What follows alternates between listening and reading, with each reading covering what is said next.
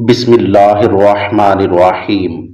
एक बुत परस्त शख्स जिसका नाम आमिर जमनी था, उसकी बेटी जजाम के मर्ज में मुब्तला थी। वो अपनी बेटी के मर्ज से बेहद परेशान था। वो अपनी बेटी को अपने बुत के सामने बिठाकर बुत से इल्तिजा किया करता था, ऐ बुत, अगर तू मेरी बेटी को सेहत याब कर सकता है तो इस मर्ज से मेरी बेटी की जान बचा ले। मगर बुत तो पत्थर का बना हुआ होता है, वो ना तो हरकत करता है और ना ही कुछ बोलता है। वो किस तरह से आमिर जमनी को कोई जवाब देता। बुत के सामने अपनी बेटी को बिठाकर हर रोज दुआएं कर करके तंग आ गया था। उसने अपनी बीवी से कहा कि इन बुतों की हम कब तक पूजा करते रहेंगे। ये ना तो हमारी बेटी को ठीक करने की हिम्मत रखते हैं और ना ही ये बोल सकते हैं। मुझे तो ऐसा लगता है कि हम गुमराही की तरफ जा रहे हैं। आमिर जमनी कहने लगा कि जरूर इस कायनात को पैदा करने वाला कोई और है जो सारी कायनात का मालिक है, क्योंकि ये दुनिया और इसकी हर चीज खुद ब खुद वजूद में नहीं आई। मुझे यकीन हो गया है कि ये बुत इस काबिल नहीं है कि कोई चीज पैदा कर सकें। ये सब बुत झूठे हैं। आमिर जमनी की बीवी ने जवाब दिया कि आप दुरुस्त कह रहे हैं, मुझे भी यही लगता है कि हमें बुतों की इबादत करना छोड़ देनी चाहिए। आमिर जमनी ने कहा कि एक रब तक पहुंचने के लिए अल्लाह ताला ने कोई ना कोई तो दुरुस्त हक का दीन मुंतखब किया होगा। उस दिन के बाद आमिर जमनी और उसकी बीवी दीन हक की तलाश बेताबी से करने लगे।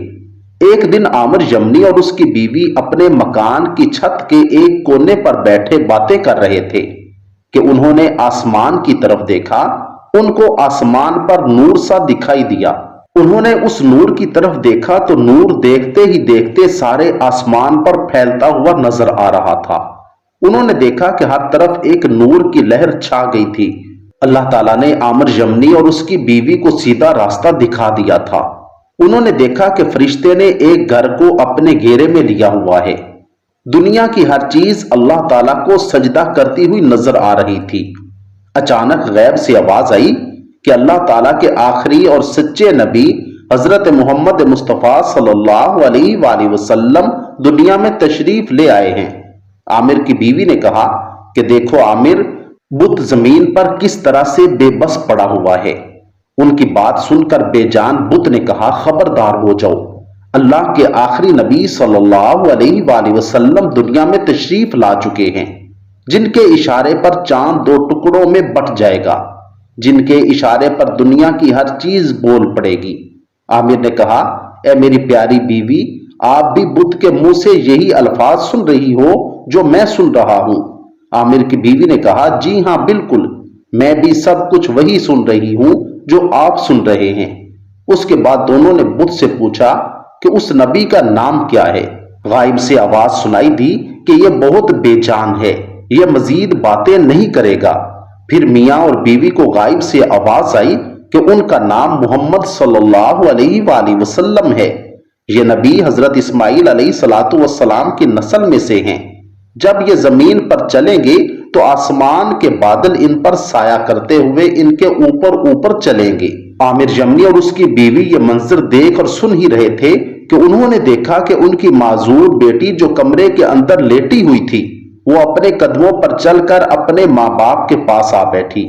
अपनी बेटी को ठीक होते हुए देखकर वो बहुत ही हैरान हुए कि हमारी माजूर बेटी अचानक कैसे ठीक हो गई है।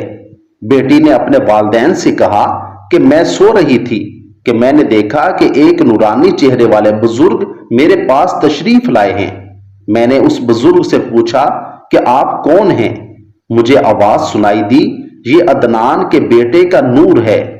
हजरत मोहम्मद सल्लल्लाहु अलैहि वसल्लम के अबाओ अजदाद में से किसी का नाम अदनान था और इनका नाम मोहम्मद सल्लल्लाहु अलैहि वसल्लम है। मैंने दरियाफ्त किया कि हजरत मोहम्मद का दीन क्या है। मुझे जवाब मिला कि उनका दीन दीने इस्लाम है। मैंने पूछा कि हजरत मोहम्मद किसकी इबादत करते हैं। गैब से आवाज आई कि दीने इस्लाम को मानने वाले लोग एक अल्लाह ताला की इबादत करते हैं जो तन्हा है, उसका कोई शरीक नहीं है। वो ना किसी की औलाद है और ना उसका कोई बेटा है, वो अकेला है। मैंने पूछा, ए नूरानी चेहरे वाले, तुम कौन हो? مجھے آواز آئی کہ میں ایک فرشتہ ہوں۔ میں نے فرشتے سے کہا کہ تم میری بیمار اور تکلیف سے واقف نہیں ہو۔ مجھے اس فرشتے نے کہا کہ اللہ تعالیٰ نے فرمایا ہے کہ جو بھی کوئی مجھے میرے نبی صلی اللہ علیہ وآلہ وسلم کا واسطہ دے کر دعا کرے گا، میں اس کی دعا کو ضرور قبول فرماؤں گا۔ اللہ تعالیٰ نے فرمایا ہے کہ میں اپنے نبی کے صدقے تمام امت کو معاف فرما دوں گا۔ میں نے بھی اپنے دونوں ہاتھوں کو بلند کیا اور اللہ تعالیٰ سے نبی کے وسیلے سے دعا مانگنا شروع کر دی، یا اللہ مجھے نبی کریم صلی اللہ علیہ وآلہ وسلم کے وسیلے سے ٹھیک کر دے۔ دعا مانگنے کے بعد میں نے اپنے دونوں ہاتھوں کو اپنے جسم پر پھیرا تو میری بیماری جاتی رہی۔ میں بالکل ایسی ہی ہو گئی تھی جس طرح میں آپ کو دکھائی دے رہی ہوں۔ عامر یمنی اور اس کے گھر والوں نے نبی کریم صلی اللہ علیہ وآلہ وسلم کی نشانیوں کو دیکھ لیا تھا۔ وہ گھر والے نبی کریم کی تلاش میں گھر سے نکل پڑے۔ آخر کار عامر یمنی، اس کی بیوی اور بیٹی مکہ مکرمہ میں حضرت آمنہ رضی اللہ تعالی عنہا کے گھر پہنچ گئے۔ دروازے پر دستک دی۔ حضرت آمنہ رضی اللہ تعالی عنہا نے پوچھا، اے دروازے پر دستک دینے والوں، اپنے آنے کی وجہ تو بتا دیجئے گا۔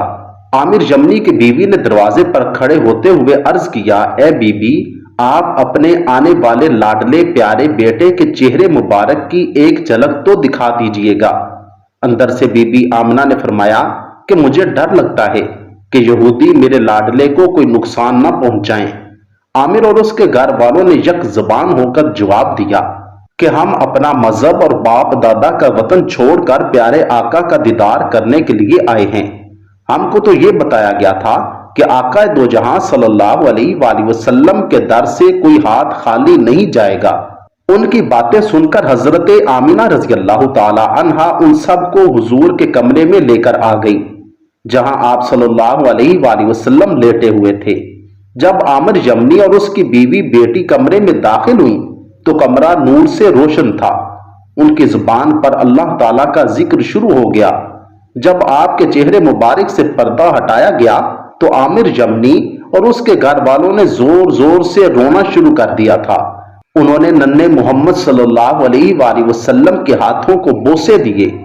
بی بی آمنہ رضی اللہ تعالیٰ عنہ فرمانے لگی، اے دور سے آئے ہوئے مہمان، اب میرے لاڈلے پیارے بیٹے کے کمرے سے باہر آ جاؤ۔ ان کا دل نہیں کر رہا تھا، پھر بھی وہ آپ صلی اللہ علیہ وآلہ وسلم کے کمرے سے باہر آ گئے تھے۔ عامر یمنی نورانی چہرے کا عاشق بن گیا تھا۔ جب وہ گھر سے باہر آئے تو عامر یمنی بہت ہی بے چین ہو گیا تھا۔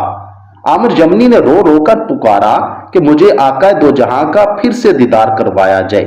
جب اس کو دوبارہ نبی کریم صلی اللہ علیہ وآلہ وسلم کے کمرے میں داخل ہونے کی اجازت مل گئی تو وہ نبی کریم صلی اللہ علیہ وآلہ وسلم کے پاؤں مبارک میں گر پڑا اور وہیں اس کی روح پرواز کر گئی۔